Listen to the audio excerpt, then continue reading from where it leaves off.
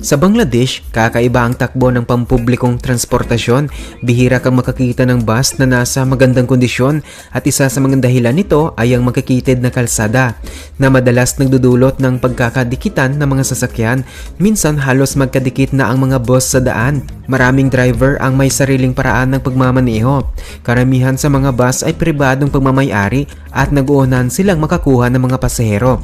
Kaya madalas ay may agawan sa kalsada. Palaging bukas ang mga pinto at ang mga konduktor ay nakatayo roon habang nag-aanyaya ng mga sasakay. Mahal ang pagpapagawa ng mga bus at kahit maayos ang mga ito, madalas ay kailangan na naman ng panibagong pagkukumpuni. Dahil dito, hindi lahat ay agad na maayos. Kapag may sirang bintana, minsan ay hindi na ito agad napapalitan. Hindi gaanong mahalaga kung anong itsura ng bus, ang mahalaga ay patuloy itong bumabiyahe. Sa kabila ng magulong sistema, tuloy-tuloy pa rin ang pagtakbo ng mga bus. Ano man ang sitwasyon, patuloy silang nagsisilbi sa mga pasahero.